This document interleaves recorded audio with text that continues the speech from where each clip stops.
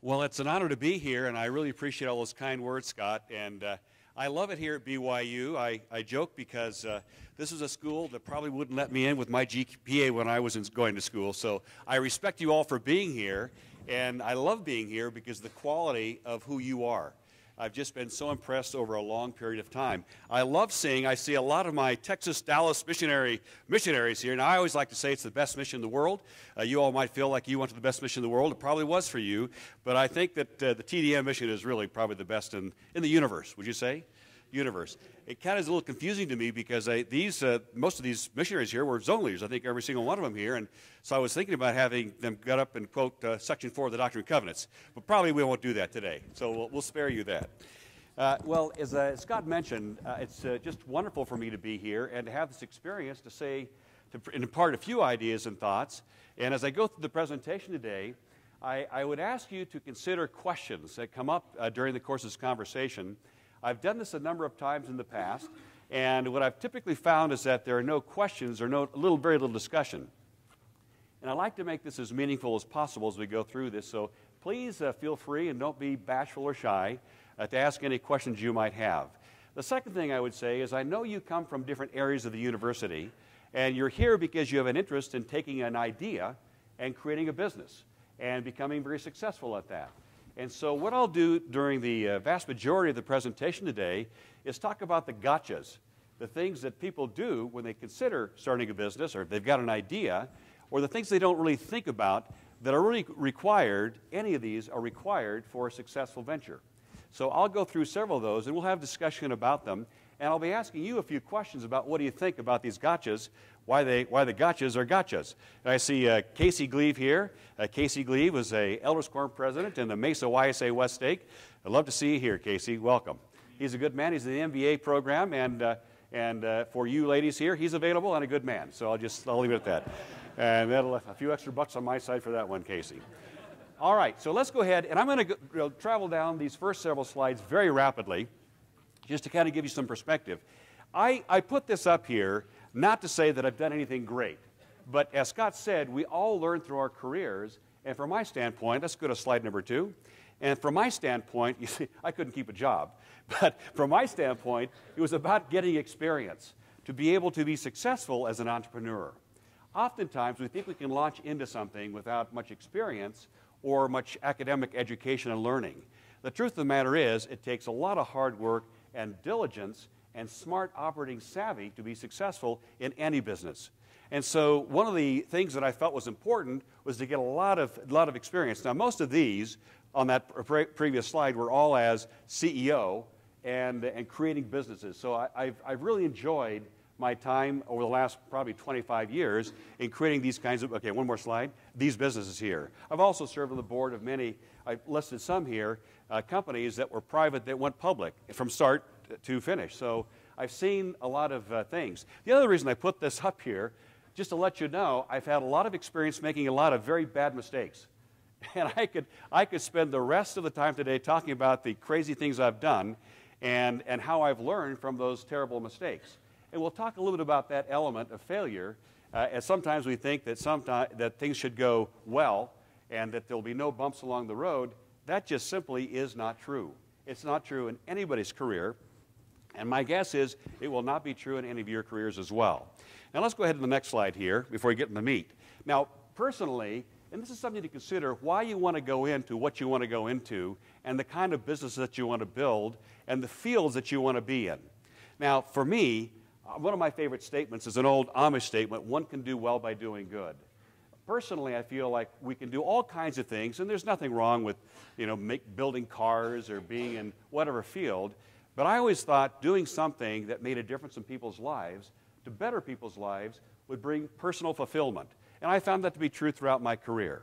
And so you can do very well by doing good for others around you. So I just ask you to consider that no matter what you're doing or the concepts or ideas that you're developing there. Then, in terms of healthcare, it has impact on souls. If we don't feel well, we have a hard time doing higher level things in our lives and thinking lofty ideas and really being spiritually blessed if we're always hunkered down trying to make ends meet. So it has a very direct impact on souls if we don't feel well. It'll never go away. I love healthcare for that reason. And there's a lot of change. Of course, in today's world, when you think about the Accountable Care Act, Obamacare as it's known today, there's just enormous change going on in the industry. And I would suggest that no matter what you're considering, if you're in an area where there's enormous change, it's in that area, typically, where you'll find great opportunity. There's incredible disruption. So the players of the past find that they won't necessarily be successful in the future because the rules are changing.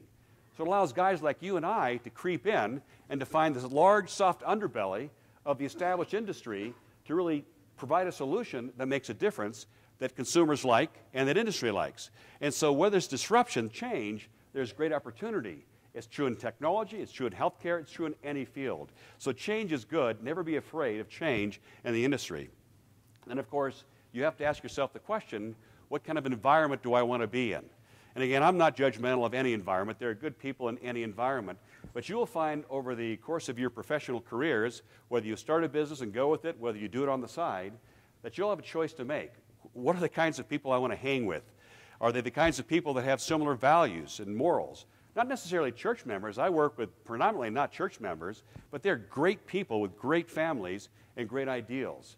So just consider that as you consider what you're doing and the culture that you build within your entities, that you build creating value as an entrepreneur. Next slide, please. Now, the next several considerations really relate to style. What is it that you're after? Now, what you're going to find early in your career is that you may have to work very hard to kind of get started, to get a place, to get in the game.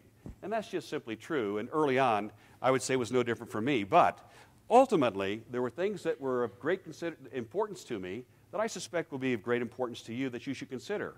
It's not all about work. It's about value. It's about what we're trying to achieve. And by putting this slide up here, I'm just asking you to ask yourselves, what's important to you?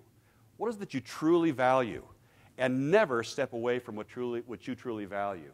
If you want to have a family and have a relationship, you need to make sure you're in the right place at the right time to be able to nurture those relationships because they don't happen on their own.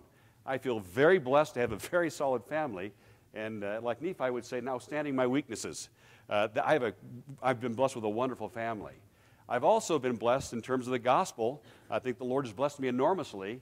I know He has, and given me great opportunity to be able to do what I need to do from a church service standpoint, as well as take care of my professional career. I'll make one side comment about that.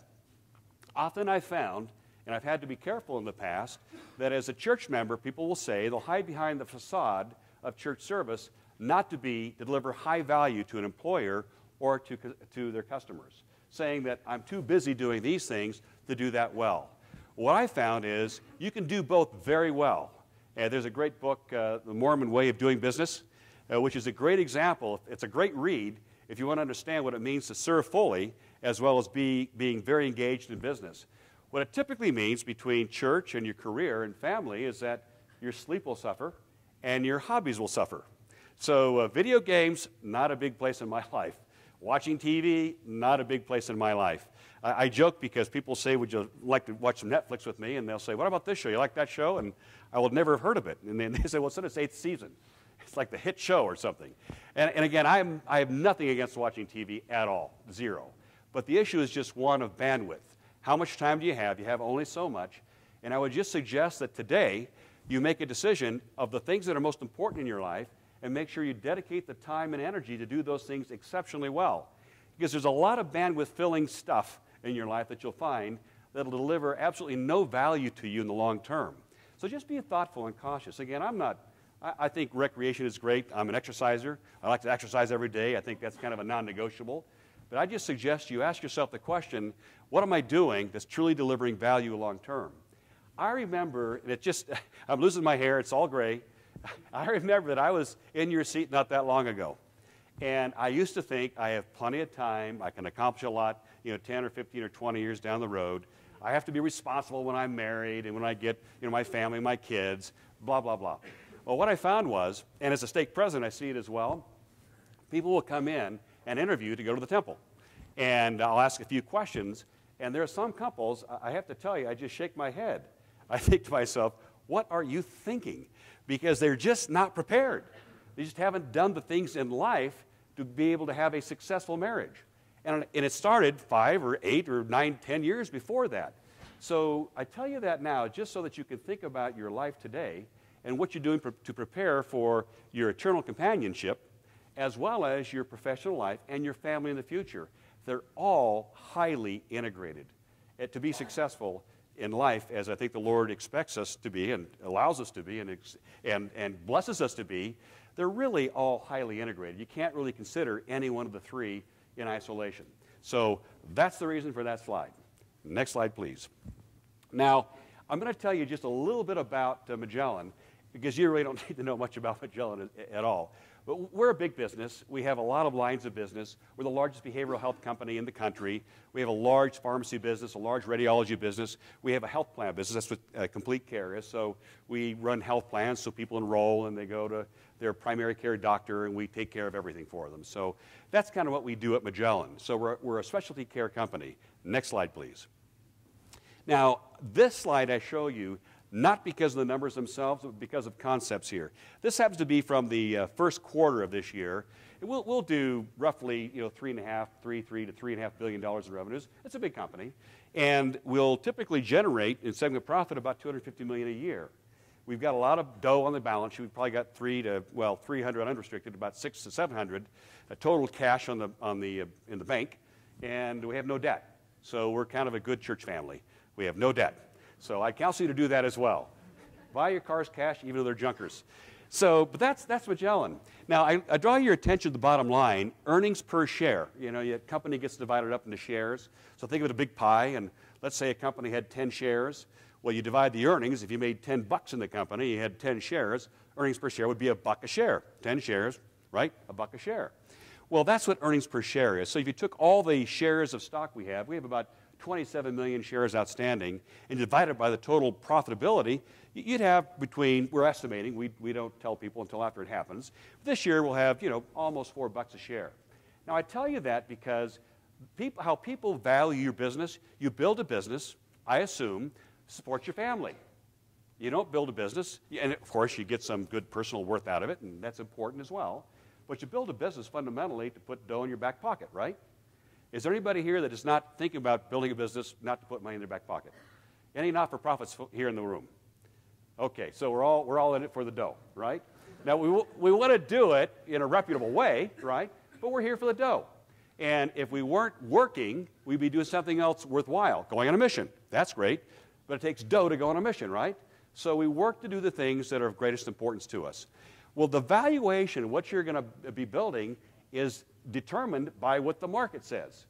You can't just say, I think my company is worth $100 million unless you're worth $100 million.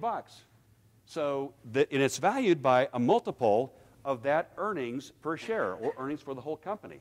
So if you had a company that made, let's say, $100 and the multiple was 10, that's how they evaluate it, your company would be worth what? Anybody guess? You made $100 and your multiple is 10, you'd be worth $1,000, right? So it's pretty simple stuff. So it really just, it's that simple out there. So if you looked at Magellan at 327 to 393, and you put, we trade in between 9, 11, 12 times earnings, those earnings. We're trading at basically $60 a share, okay? It's that times that number, that multiple. That's all it is. So I don't care if you're a big company or a small company, it's exactly the same. Now, if you're a privately traded company, a private company, someone's going to buy your company at the public market out there, you'll probably be worth between 4 and 6 times what you earn. So just think of it like that. That's an important concept because if you're trying to make money off of a company, a concept, you got to make that dough or it's not worth anything. I don't care, and there's some great, fast growth companies that say, gee, Amazon, we don't need to earn money. Well, if you're Amazon, you might get away with it. But 99 out of 100 people don't get away with that. All right, you need to earn money to be able to be worth something. So that concept's important. Next slide, please. So now, the reason I put this slide on here, let's say you're starting a business.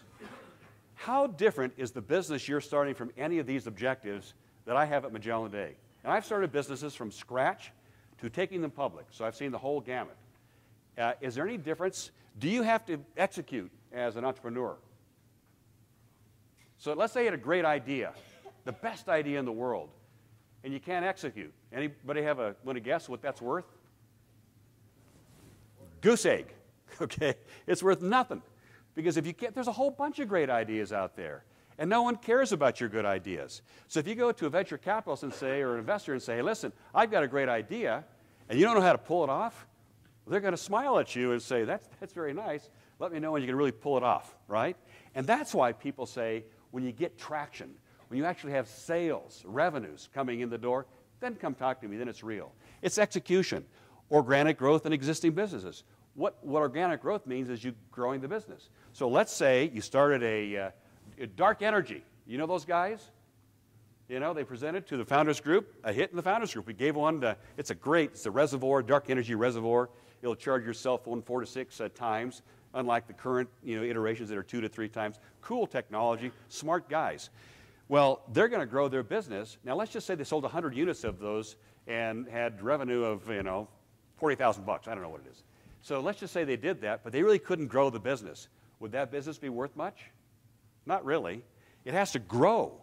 And when you think about growing a business, if you think you can grow by 10% a year or 5% a year and be exciting to somebody, it won't be. So think in terms of real growth. When you're starting out from scratch, you've got to have hundreds of percent of growth to really get people excited about what you're doing, meaning that you've got to get into the fabric of your market and really understand what your consumers are thinking. And that's tough. I'll talk about some gotchas related to this topic here. New opportunities. Let's say you have one product. They have a reservoir. Now, do you think if they just sold that, someone else is not going to come along and knock them off a year from now or 6 months from now, Belkin or somebody else? Sure they will. So what do you got to do? You got to find new opportunities to use that basic technology to do different things. You can't be a one-product pony. You'll typically have a flash and you'll go away. So you got to be thinking about this more broadly, your concept or idea. It's got to have legs and grow over time, so you got to stage that out. Capital, and I'll talk more about this, but how you use your money is important. And what do you think some big mistakes are in money with new businesses? Anybody got an idea? Yes? High burn rate. Pardon? High burn rate. High burn rate. Explain that to everybody. What does that mean? That all the money that's coming in, you're going through it. Yeah, I got to have a nice office. I got to have nice phones. I got to have nice this and that. Well, that's great, but if no one goes to your office, who cares about your office? Don't have an office, right? Just do whatever you have to do to get the product out there without spending money. Be very smart, because capital is a lifeline. Without capital, you go nowhere. Zero. What is one other big mistake when it comes to capital? Any ideas? It's a huge one. I'm sure someone knows. What if I just came up there and picked somebody out? We'll just go to the embarrassing route. Okay, I'm going to come right up the middle. You've got a very nice yellow shirt. You're Mr. Nike.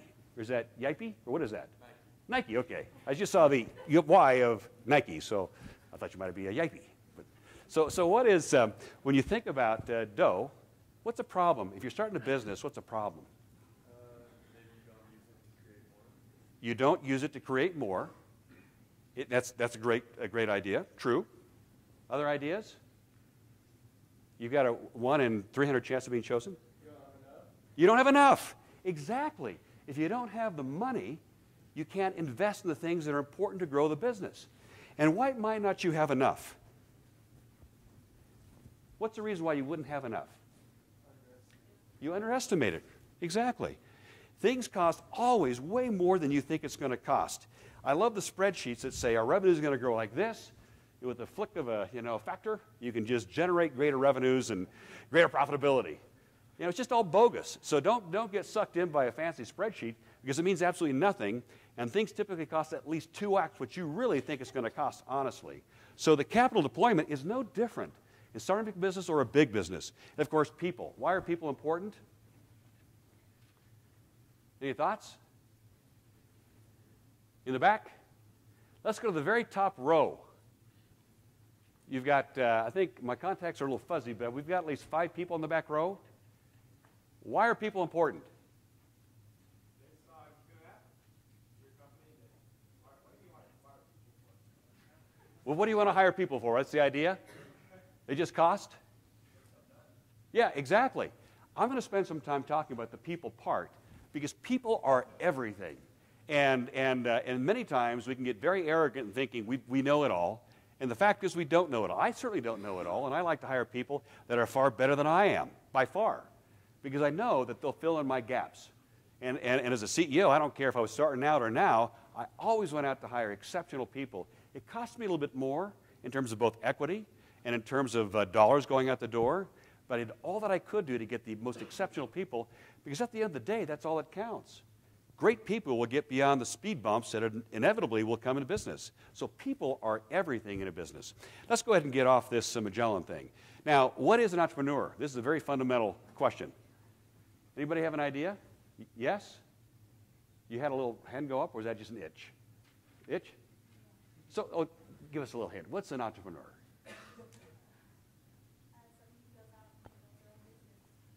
Someone who goes out and builds businesses? Builds their own business. Anything else you'd like to add to that? That's exactly right. Anything else you'd like to add to that? Oh, come on. Yes? Somebody who reforms business. Who reforms a business or revises it to basically fix it. Right. You can be very entrepreneurial to do that. Typically, it's exactly right. Someone who builds a business, sometimes you take the raw material of a business and you recreate from there, and there's risk associated. Right? You take the risk. If it fails, it's your fault. If it succeeds, it's to your credit, right? That's what an entrepreneur is. One who organizes, manages, and assumes the risk for a business or enterprise. That's essentially, now, does it mean a small business or a big business? It doesn't matter. You have to be, in today's world, I don't care how big you are, Sony proved that you can be a big business and fail as an entrepreneur. Apple proved that you can be a monster business and be successful entrepreneurially, right? In creating new markets. Now, I don't buy this, but they were just saying, I saw in the Wall Street Journal this morning, they were saying that they're going to sell, another, like 6 million iWatches the fourth quarter if they announce it. I don't believe that's true. It's just my certain opinion, but they come out with new products, new categories, and they're very entrepreneurial. So it doesn't matter, but the business or the individual takes risk and organizes to create product to fulfill that need in the marketplace that they've seen, that they've discovered.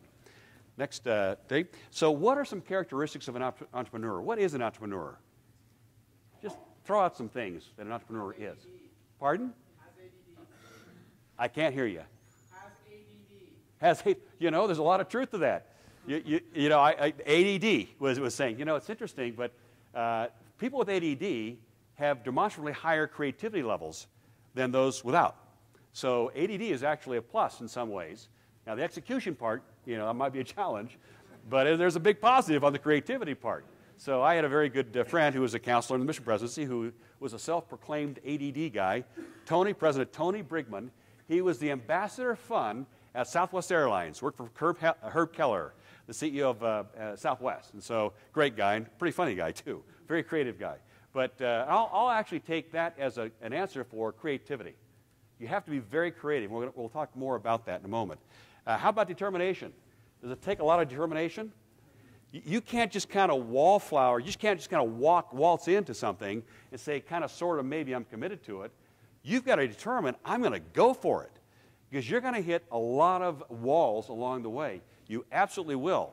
So don't think that you're not going to hit walls, or because you hit a wall, you're just going to stop. If you do, you're not an entrepreneur. I don't think, Scott, have you ever seen a case where you haven't run into walls building a business? There's walls all around. It's almost like a prison sometimes. You've got to have a prison break. Yeah, prison break. So we got to make a series out of that or something. So, it's a tough world, and it's not easy. If it were that easy, everybody would be doing it, right? It'd be simple. But it takes great determination. Technically prepared. Now, I say this one because I've seen a lot of people who just really didn't have a clue, who said, I'm going to do X. And they had no idea as to how to even start to remotely get there. And so, or from a business standpoint, didn't bother to think about what it takes to do the fundamental, put the fundamental checks in order to control cash flow and reporting and all those kinds of things. There's a technical knowledge that's required. You can get others to come in and help you do those things, but there is a technical requirement that you must know certain things, or have people by your side that know those things and can be your partner in execution. And that's usually what happens, because we're not all good at everything. In fact, we're typically not good at a lot of things, and that's me included. But I think I know what they are, and I typically have exceptional people by my side to do those things. So being technically prepared is really important financially, and being financially prepared and financially strong. Again, if you are dependent upon the money to pay your rent, and you don't have the ability financially to get from point A to point B, you're going to have a tough time getting there. You can build it on the sheep, that's true, but you can't invest in the business like you need to move things forward. So you've got to be both financially prepared academically, but also financially prepared monetarily to be able to make the concept work. And in field of endeavor. You all have, from your life's experience and from your academic experience, certain experience that really serves you well. My guess is that you're here today because of something you know or an interest that you have that you know something about. Now, I would just suggest that you either go into a field and learn a lot about it before thinking about starting a business in that field, or you exploit what you know from your personal experience. You'll be far stronger. The other thing that I've seen is that whatever you really like to do, you're typically very good at. So if you really like something, try to find something in that vein that speaks to you that you just love to do. Life's too short to do things that you don't like to do. So think about the things you like and then follow that in your path, in your career. Don't try to, if something looks like a great opportunity, you just discovered it, you know nothing about it, yeah, you might be successful, but the odds are pretty high against you from being successful in doing something you really know very little about. You can make a lot of mistakes very easily by doing that. All right, smart risk versus dumb risk. You know, people say, well, you know, Barry, you've taken a lot of risk in your life. And the truth is, I've taken a lot of risk in my life. But there's a difference between smart risk and dumb risk. You know, dumb risk is going to a casino. The house, it's stacked against you. It's just a crapshoot. You have no idea if you're going to win or lose. That is a losing proposition, period. And just betting, some people say, well, investing, that's like going to the casino. Well, yeah, if you do it like the casino, it's like going to the casino. But if you know something about the sectors in which you're investing and do your research, you can eclipse the market. If you're really smart and really are dedicated and do the work required to be able to be successful. So smart risk means not just taking a gamble, thinking, I think it's going to work out, we're just going to hope that it works, but really having a plan, knowing what you're doing, being diligent and determined, and getting to where you're going to that destination that you've established. It's smart risk, not dumb risk. And again, there's a big difference between the two. All right, let's go to the next slides here. Now, here's some entrepreneurial gotchas. Thinking you know everything you need to know, you don't need others, particularly from above. Okay? And you've known people like this, haven't you? They just know everything. They'll tell you everything. And they're condescending. I'll tell you, that is unfortunately a characteristic of many entrepreneurs. And it hurts them. It really, really hurts them. Because they think they know everything and they don't need anybody. You get some, and it typically happens to the smartest of people. Why? Because they're smart people. They know everything. We joke in the business field, and I have many friends who are physicians. I hired many physicians. I currently have many physicians who work for me. But sometimes physicians are the most difficult to be in business with. Why? Or to be as pilots. I fly airplanes. I like to fly airplanes. Well, it's because they know everything, right? And they're trained to know everything. Because if you go to a doc and he or she doesn't know everything about your condition, you'll probably be very disappointed, won't you? You want them to be confident. Put that physician in a business setting after 10 or 20 years of experience, they know everything. They're going to do everything. Now, I know some incredible physician business people. So I'm not saying that it can't happen, but it's a trap we all can fall into. They're very smart physicians. They're taught to think very independently. We all are taught to think independently, right? Well, we don't need others. We know already the best path. Well, that's a sure way to really harm yourself and your business going forward. We all need others, and we need to be very self-real about who we are, what our strengths are, and what our weaknesses are, and not be afraid to hear from others about the things that we don't do well. If you go there and aren't humble about that, you'll find yourself with unnecessary failure. You can be very successful, but you need to know what your talents are and where your shortcomings are so you can have others that can help you get there. Next slide. Now, have you ever seen this? I said something about this before a little bit. Have you ever had a great idea and said, this is going to be a smash business? Nothing can stop me? It typically happens late at night. After you've had a long dinner, you're tired, and it's late at night, and you're getting very creative as you're about to go to sleep. And you really haven't thought through much of anything, but it really sounds cool. You know, this is going to be spectacular, right? Well, again, just because you have a great idea doesn't mean you're going to have a great business. Why could that be true? Any thoughts? How about the back right quadrant? Yes? People can easily, it could be out there in the market already, and you might be up against huge competitors you may not even, you probably don't even know about, right? What's another reason why a great idea may not be a good business? We talked a little bit about it earlier. There's no demand. You might like, grilled Jell-O sandwiches, but maybe no one else thinks that's a cool idea. Yes? You're not working with people you can trust. You're not working with people you can trust. So people might have given you advice or counsel that was really way off the beam. We said earlier, remember, that just because you have a great idea doesn't mean you can execute, right? Maybe your idea requires a lot more capital than you have. You can actually fix those things. Some of those things you can fix. But just because you have a great idea doesn't mean you have the ability to execute on that idea. So you need to take it and start to fully feature it to make sure that the idea has legs according to some of the concepts we talked about before. It could be built, it could have growth, it has profitability, it'll be worth X in the future. It's worth your time to work on it and to get it done. Let's go to the next slide here. Now, isn't this true of everything? Have you ever seen anything that's worthwhile that doesn't take a lot of work, hard work? People think that they see people walk around with a lot of dough in their back pocket and big houses and fancy cars and think, man, this is nothing. And some people really do get lucky. They just flat do. I've met a lot of less than intelligent and less than stellar rich people. My guess is you have as well. And so you can. I had a German co-pilot who said, even he talked in a funny way. He said, even a blind chicken can find food. You think about the chickens, how they scratch food. And so if a chicken is blind, obviously you can't pick the kernel off the ground. So, you can get lucky on occasion. But I'll tell you what, building businesses is not for the faint of heart. And if you think this is an easy way to riches, you got to think again, because it's going to require a lot of diligence and a lot of very hard work. And I'm going to rush through some of these, and I apologize because I'm burning up the class time here. Failures. Have you ever felt like a failure? And anybody would like to raise their hand? Anybody here not felt like a failure? I felt like a failure on many occasions, and stuff scares me all the time. Now, it doesn't scare me that bad.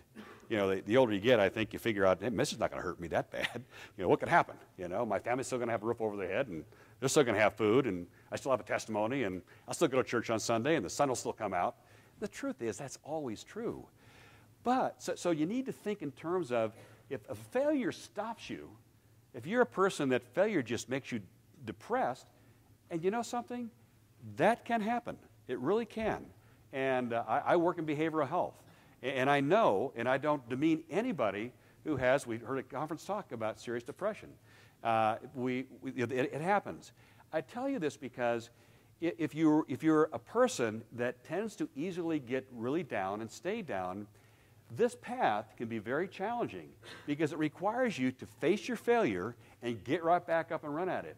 I just don't know of anybody who hasn't failed over and over again until they had their success. There may have been lesser failures, but it just happens. It's because you're going into the unknown. It's like on your raft for the first time down the Colorado River. You have no idea what the next rapids are and how dangerous they might be. You don't know how to deal with it. It's not knowable. So you can get around it. I like to invest in management teams, in managers, not because they've got the best idea in the world. They've got a great idea and they do all this stuff. I know they're going to run into a buzzsaw. I just know it. But I know also that they'll be able to figure out a way to get around that buzzsaw. It might be a little painful, but they'll do it because they're resilient. That's what it takes. And so just because you've had a failure does not mean you can't be successful in the future. You absolutely can be. And you will have failures. So don't let that get you down. Stay very focused on the long term of getting from point A to point B. Minimize the pain associated with those failures. Never bet the ranch that's going to work thinking that you're not going to fail. Because likely you will have a problem between here and there. That's why it typically costs you at least 2x what you think it's going to cost you to get to the finish line. That's kind of my next point here. Now, the dough, the money. We had a great experience this past week and saw some incredible concepts. I have to tell you, it just blew me away to see what your fellow students had developed what I saw last week. And it was a group, we had an investors day. We had a lot of investors who could write some very substantial checks to invest in these startups, basically, that were gaining traction, all these characteristics. It just blew me away. I thought, man, I wish I knew what those guys knew when I was your age. I didn't have this kind of an environment to learn from other people's mistakes. You know, I made a lot of them, or to get the kind of coaching that you all have here. So this is a pretty exciting time to be an entrepreneur. Interestingly, one of the challenges that I heard, at least from one of the teams, was they didn't need more dough. Somehow they had enough to make it, and they just didn't need investors' money. I thought to myself, well, I'm glad you're presenting here, but you're presenting to investors. Why don't you need the money? And when I say money, money really has two aspects to it. One is the absolute dollar. You need to have bucks to spend to hire salespeople or to buy ad time or to do whatever you're going to do to build your businesses, to build product, inventory. But the other element of money, which is, I think, more important than the dollar itself, are the people that you take money from. When I started VistaCare, I had a business plan. Now, I'd done some business in the past, and I went to Bessemer Venture Partners. It's a very well-known technology, and then they did a lot of healthcare services. Chris Gabrielli ran against Mitt Romney earlier on as lieutenant governor, his team, and he didn't win, which I was happy to see, but he's a very good personal friend. And just a great human being. I told him if I was going to write a check for someone of his ilk, I'd write a check for him. You know, I just joke about that. This is not a political commentary here today, so I'll stay away from that entirely. But he's just a great human being, just a wonderful guy. Anyway, I actually developed the concept of VistaCare. I started spending my own money to do it. And I went to him, I said, listen, Chris, I'm going to spend my own dough. I'll take the risk to do this, but I want your money too because of who you are and who Bessemer represents. You guys are smart guys, and you're well connected. I wanted him because it would keep me on track and hold me accountable, but also because of the people they knew in the industry. So the money isn't just the money itself, and businesses need typically 2x what they really need, but you need the people that come along with it. Last point, thinking sales and marketing are no big deal. It's always a big deal. It's always difficult. The cost of acquisition of a client is typically much higher than you think it's ever going to be. If you do it fast with little expense, more power to you. So I think I'm going to close there. I think that's my last slide anyway. I got to the finish line. Is it true? Well, you get it, right? It doesn't happen as fast as you think it's going to happen. Next slide. The end. So thank you very much for being here, and I'd love to answer whatever questions we can in the next in room 408 if you'd like to. So thank you. Right? Everyone's coming to 7:10. Cool. All right. Take care, all. Success.